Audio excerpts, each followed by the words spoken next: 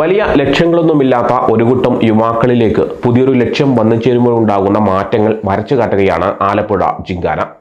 സിനിമയിൽ യുവതലമുറയ്ക്ക് ഉപദേശങ്ങളൊന്നും നൽകുന്നില്ല, എന്നാൽ തങ്ങളുടെ കഴിവുകൾ കണ്ടെത്തി അതിനനുസരിച്ച് വഴി തിരഞ്ഞെടുക്കണമെന്ന് പറയാതെ പറയുന്നുണ്ട്. തല്ലുമാല പോലെ ഒരു കൂട്ടം യുവാക്കളുടെ കഥ തന്നെയാണ് സംവിധായകൻ ഖാലിദ് റഹ്മാൻ ആലപ്പുഴ ജിങ്കാനയ്ക്കും തെരഞ്ഞെടുത്തിരിക്കുന്നത്. എളുപ്പത്തിൽ ക്രിയ ചെയ്യുന്ന കണക്ക് പോലെ എളുപ്പത്തിൽ നേട്ടങ്ങൾ കൊയ്യാൻ ആഗ്രഹിക്കുന്ന തലമുറയുടെ പ്രതിനിധികളാണ് അവർ. +2 തോറ്റാലും ജയിച്ചാലും കള്ളുകുടിച്ച് ആസ്വദിച്ച് ആഘോഷിക്കുമെന്നതാണ് അവരുടെ ലൈൻ എന്ന് ആദ്യമേ പറഞ്ഞു വെക്കുന്നുണ്ട്. +2വിൽ മാത്രമല്ല, ഏത് കാര്യത്തിലും അവർ ഇങ്ങനെയൊക്കെയാണ് കാര്യങ്ങളെ കാണുന്നത്. തങ്ങൾ നേടിയോ നഷ്ടപ്പെടുത്തിയോ എന്നല്ല, ആളുകളുടെ ശ്രദ്ധ തങ്ങളിലേക്ക് വരണം എന്നതിലാണ് പരമാവധി ശ്രദ്ധ.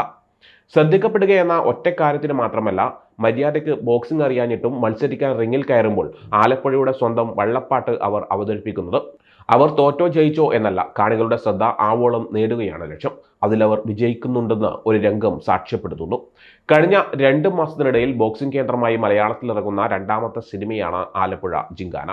ബോക്സിംഗ് പ്രധാന പ്രമേയമായി തൊട്ടുമുമ്പ് വന്ന ദാവീദും ആലപ്പുഴ ജിങ്കാനയും തമ്മിൽ പ്രമേയത്തിൽ അജഗജാന്തരമുണ്ടെങ്കിലും കേരളത്തിൽ അത്രയൊന്നും വേരോട്ടമില്ലാത്തൊരു കായിക ഇനത്തെ കാഴ്ചക്കാർക്ക് താല്പര്യത്തോടെ കണ്ടിരിക്കാനാവുന്ന വിധത്തിൽ ഇരു ചിത്രങ്ങളും കൈകാര്യം ചെയ്തിരിക്കുന്നുവെന്നത് എടുത്തു പറയേണ്ടതുണ്ട്. ക്രിക്കറ്റോ ഫുട്ബോളോ ആണ് കേന്ദ്ര പ്രമേയമെങ്കിൽ അത് മനസ്സിലാകുന്ന ഭൂരിപക്ഷം പേരുണ്ട്. എന്നാൽ ബോക്സിംഗ് പോലൊരു കായിക ഇനത്തിന്റെ നിയമാവലികൾ മാത്രമല്ല, ഇടിച്ച് പരിപ്പെടുക്കുന്ന പരിപാടിയായതിനാൽ കുടുംബ പ്രേക്ഷകർക്ക് വലിയ താല്പര്യമൊന്നും ഉണ്ടാകാനും സാധ്യതയില്ല. പക്ഷേ എല്ലാത്തരം പ്രേക്ഷകരെയും ആകർഷിക്കും ദാവീദിനെ പോലെ ആലപ്പുഴ ജിങ്കാനയും. ആദ്യ പകുതിയിൽ ആലപ്പുഴയുടെ പൗരാണിക പശ്ചാത്തലത്തോട് ചേർത്താണ് കഥ പോകുന്നതെങ്കിൽ രണ്ടാം പകുതി മുഴുവൻ കൊച്ചിയിലെ ബോക്സിംഗ് റിംഗാണ്. ആലപ്പുഴയുടെയും ജിങ്കാനയുടെയും രംഗങ്ങളെ അനുയോജ്യവും മനോഹരവുമായ കളർ ടോണിലൂടെയാണ് സിനിമ അവതരിപ്പിക്കുന്നത്.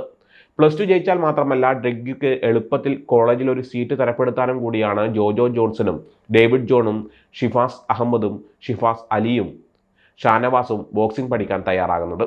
ഇവരോടൊപ്പം ദീപക് പണിക്കറും കിരണും കൂടി ചേരുമ്പോൾ ആലപ്പുഴയുടെ ജില്ലാ ബോക്സിംഗ് ടീമാകും. വനിതാ ടീമിൽ നടാഷയും അനുപമയും ഷെറിനും കൂടി വരുന്നതോടെ കേരളത്തിലെ ഏത് ജില്ലക്കാരനാണെങ്കിലും ഈ സിനിമ കാണുന്നയാൾ ആലപ്പുഴ ജില്ലാ ടീമിനോടൊപ്പമാകും.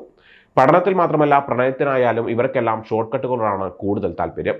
ബോട്ടിൽ കാണുന്ന ഒരാളെ പ്രണയിക്കാൻ ശ്രമിക്കുന്നു, ബോട്ടിറങ്ങിയാൽ അടുത്തയാളോടൊപ്പം കറങ്ങുന്നു, ബോക്സിംഗ് റിംഗിൽ ഇടിച്ചു നടത്തുന്ന പെൺകുട്ടിക്ക് പിന്നാലെ നടക്കുന്നു തുടങ്ങി എല്ലാത്തരം വികൃതികളും ഇവരെല്ലാം ഒപ്പിക്കുന്നുണ്ടെങ്കിലും കാഴ്ചക്കാർക്ക് ഈ കുട്ടിക്കൂട്ടങ്ങളോട് ഒട്ടും ദേഷ്യം തോന്നില്ല. ചെയ്യുന്നതിനേക്കാൾ പ്രകടപരതയും അതിലേറെ തള്ളിവിടലുകളുമാണ് ഇവരുടെ പ്രധാന പരിപാടി.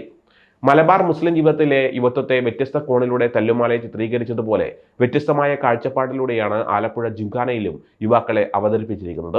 അഭിനയിച്ചവരാരും ബോക്സിംഗ് താരങ്ങളല്ലാതിരുന്നിട്ടും കഥാപാത്രങ്ങളാകാൻ അവർ ബോക്സിംഗിന്റെ പാഠങ്ങൾ പഠിക്കുകയും ക്യാമറയ്ക്ക് മുമ്പിൽ മികച്ച രീതിയിൽ അവതരിപ്പിക്കുകയും ചെയ്യുന്നുണ്ട്.